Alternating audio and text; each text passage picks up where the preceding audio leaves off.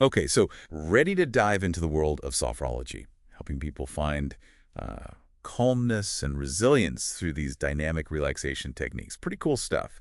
And you've got an interview coming up. We got all sorts of resources from RoleCatcher to help you out, career guides, interview guides, even info on their AI tools. It's really amazing how sophrology goes beyond just simple relaxation. It helps people learn targeted techniques so they can manage stress and improve well-being. It's often even recommended by doctors. Exactly. So first things first, what exactly is sophrology? Make sure you can really nail this in the interview. Well, sophrology is a dynamic relaxation technique that uses mental and physical exercises to help boost well-being and manage stress. It's a holistic approach that uses the connection between the mind and body. So there's a personalized system. Right. It blends mindfulness, breathing exercises, gentle movement, and visualization So techniques. like a personalized blend of tools and techniques, right? Tailored to each person. Precisely. That's something to really highlight in the interview. Now let's dive into some of those interview questions. Sounds good. RoleCatcher's interview guide, Sophrologist, has 9 sample questions that you'll probably be asked. Okay. We'll unpack those and discuss potential follow-up questions that the interviewer might ask you and give you some strategic insights to help you craft answers that'll help you stand out. Perfect. Question number 1. What inspired you to become a sophrologist? Hmm. It seems simple enough, but what are they really looking for here? Well, they want to understand your motivation and your passion for this field, what drives you to help others. They're looking for authenticity and a genuine connection to sophrology. Think back to that smirk. What was it? A personal experience, Hmm. a mentor, a book. Maybe you saw the benefits of sophrology firsthand, or maybe you were drawn to its holistic approach to well-being. So instead of just a generic answer like, I like helping people, Yeah. you need to share a story that shows that spark, right? Exactly. And be prepared for follow-up questions, too. Like, They might ask you, what specifically about sophrology resonated with you? Or how has your inspiration shaped your approach to working with clients? okay. It's your chance to really showcase your passion and your understanding of sophrology. All right. So we've nailed down the why of sophrology. Right. Now, what about question 2? What experience do you have working with clients? This is where you can show off your expertise. Yes, definitely. This is your chance to showcase your skills and experience. Think about the different settings you've worked in, the types of clients that you've helped, and the challenges that you've overcome. Okay. RoleCatcher's Career Guide.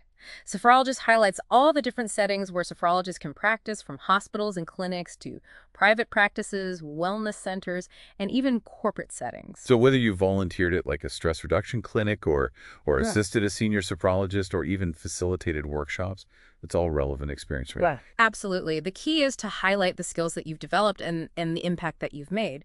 Be specific. For example, you could say, in my volunteer work at the Wellness Center, I helped clients manage anxiety through personalized breathing and visualization techniques.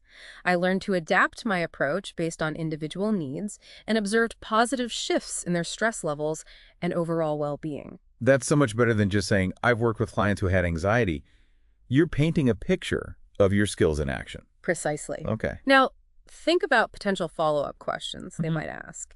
Can you describe a specific case where you faced a challenge with a client and how you overcame it? Or how do you measure the effectiveness of your sessions? Speaking of tailoring your approach, that leads right into question 3. How do you tailor your approach to meet the unique needs of each client? This one seems like a great opportunity to really stand out. Absolutely. Sophrology is all about personalization.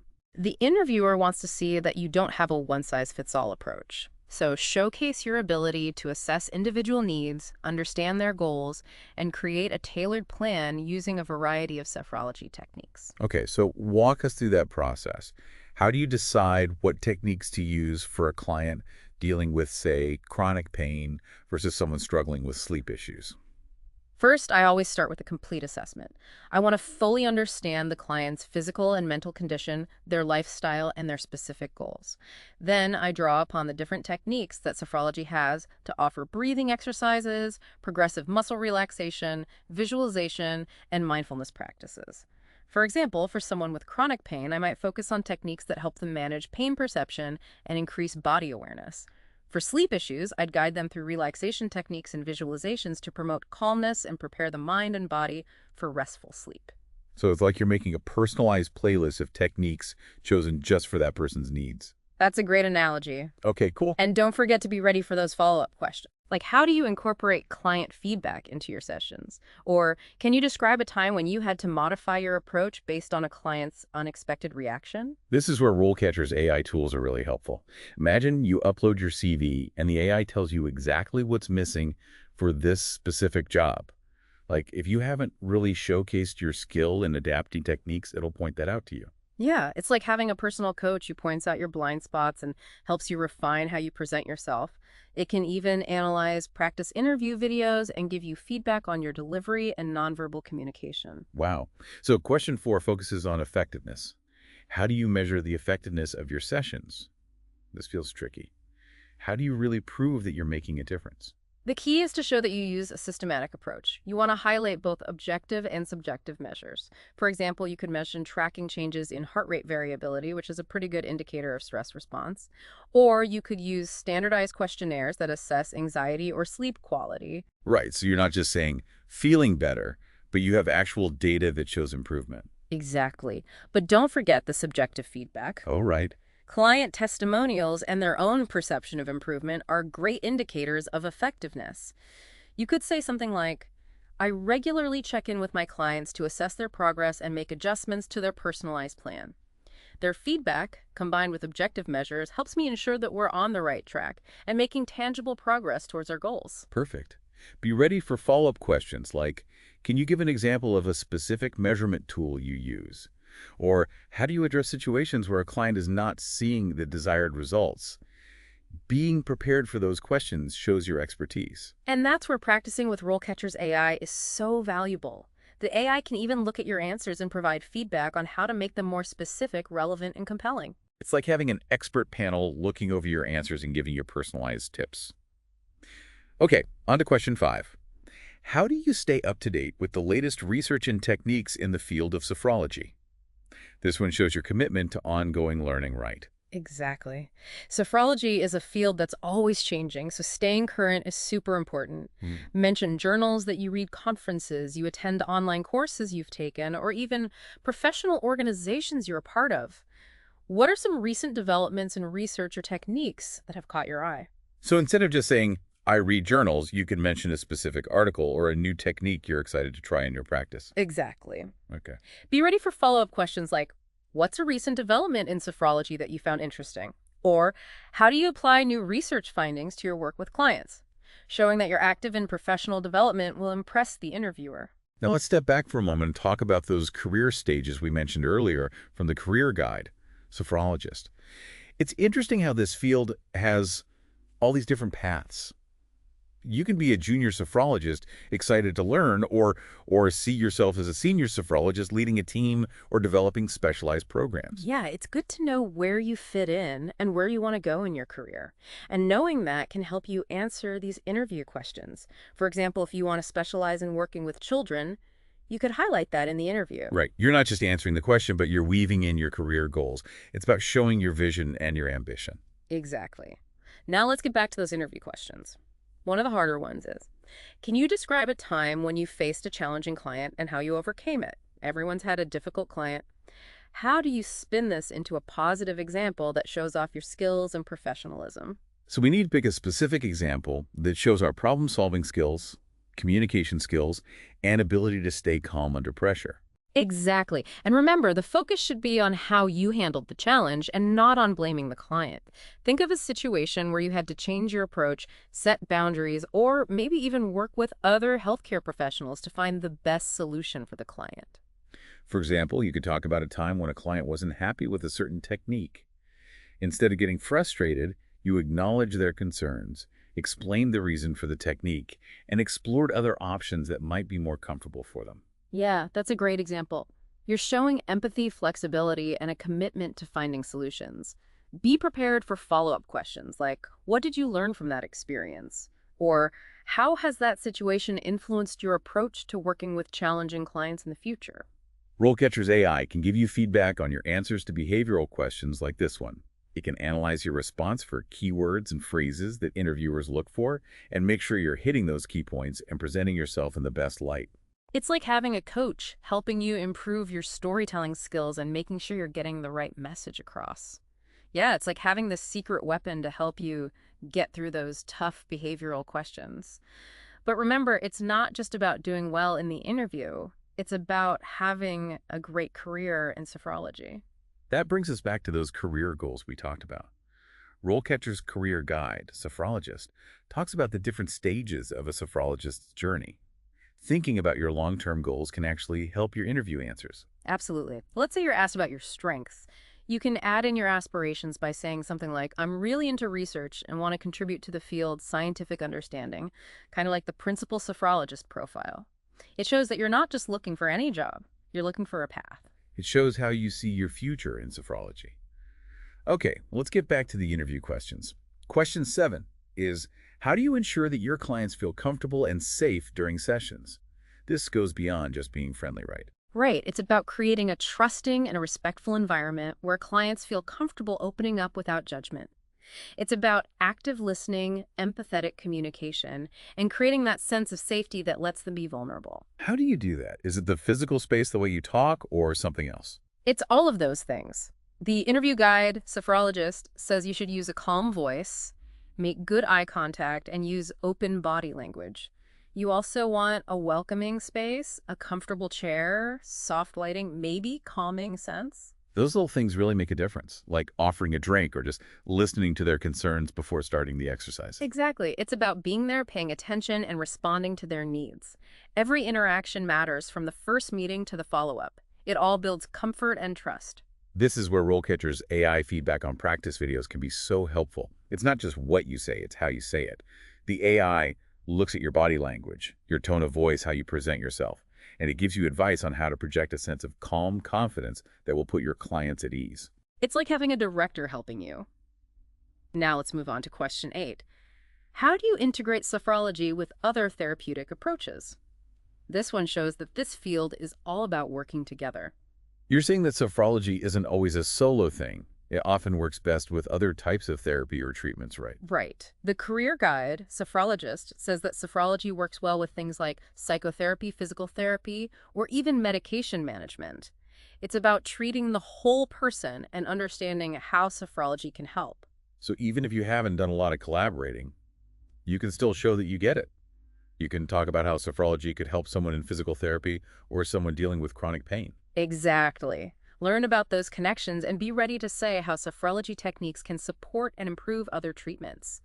You could say, I haven't worked directly with a physical therapist, but I know that sophrology can help people manage pain and be more aware of their body, which could help them in physical therapy. That's a good way to show you understand how broadly sophrology can be used even if you haven't done it all yourself. That kind of forward thinking will impress the interviewer. And RoleCatcher's AI can help you learn about these connections and find research and articles to back up what you're saying. It's like having a research assistant. Okay, question 9 is about how do you maintain client confidentiality? This is a big one, right? Keeping things confidential is so important in any healthcare job. Absolutely. This isn't just about knowing the rules, it's about showing that you're committed to ethical practice. The interview guide, Sophrologist, says you should talk about specific things you do, like keeping client files secure, getting consent before sharing information, and following all the privacy rules. So you walk them through the steps you take to protect their information. Right. But you also need to show that you personally understand why confidentiality is important. You could say, I believe that trust is so important to therapy, and keeping things confidential is essential for that trust. That makes it personal. It shows it's not just a rule, it's something you believe in. Let's talk more about those AI tools from RoleCatcher. We've talked about how they look at your CV and practice videos, but how else can they help you get ready for an interview? Okay, imagine this. You're applying for different sophrologist jobs, and each one wants something a little different. RoleCatcher's AI can actually help you change your answers for each job. So you don't give the same answer to every question every time. You make it fit what they're looking for. Right. The AI reads the job description, sees what's important, and then helps you include that stuff in your answers. It's like having someone make your answers look their best for each job. Cool. So we've covered the interview questions, we've talked about what a career in this field looks like, and we've even seen how AI can help us. But there's one more thing to think about, the future of sophrology. You got it. Remember that interesting question we asked before? The career guide, Sophrologist, says that more and more people are looking for sophrologists. Why do you think that is? What's making people so interested in this field? Well, we live in a world that's getting faster, more demanding, and more stressful. People need ways to manage anxiety, sleep better, and find some balance in all the craziness. Yeah. It really seems like sophrology is coming in at the perfect time, to help people with the stress of modern life. But if more and more people are finding out about it, how can you stand out as a sophrologist? How can you be different? That's what makes this really interesting. It's not just about being good at sophrology. It's about finding what makes you special in this growing field. Remember those different career stages we talked about? Yeah. Each one has opportunities to specialize and grow. So you could be interested in working with kids, like we said before, and develop programs for schools, like that senior sophrologist we talked about. Right. Or maybe you're really into corporate wellness and you can see yourself teaching workshops to help employees deal with stress and be more productive. There are so many options. It's like finding your own little corner of sophrology, becoming an expert in something specific. Exactly. And that's where RoleCatcher's skill guides can really help. Yeah. They have lots of information about different skills, and they can help you figure out what you're good at and how to get even better. It can help you find those in-demand skills that will make you stand out. So they're like a roadmap to success. That's a good way to put it. But it's not all about technical skills, is it? No, not at all. Sophrology is all about people. You need empathy, compassion, and a real desire to connect with others. Right.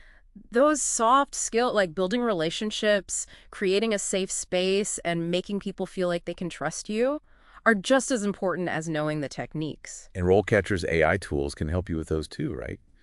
Their practice videos give you feedback on how you communicate your body language and your overall presence. Uh-huh. Those are the things that can really make a difference for your clients. Yeah, it's like having a mentor help you improve those people skills, which are super important for building those strong relationships in therapy. Okay, so going into that interview, remember, you're not just showing what you know about sophrology. You're also showing who you are as a person, someone who cares about helping others feel better. That's important to remember. Let your true self show through and let them see how much you want to help people. That passion will come across in the interview. Absolutely. So as you get ready for this interview, think about what really excites you about sophrology. Yeah. What special skills and experiences do you have? What kind of impact do you want to make? Yeah, good point. When you tap into that passion, it'll not only make you feel more confident during the interview, it'll also set you on the right path for a really fulfilling career. Exactly. Remember, this interview is just the start of an awesome adventure in sophrology. Keep learning, keep growing, and keep sharing that passion for helping others. We're so excited for you. We know you're going to do great. Go out there, ace that interview, and use the power of sophrology to make a difference in people's lives. Thanks for joining us on the deep dive, and keep exploring.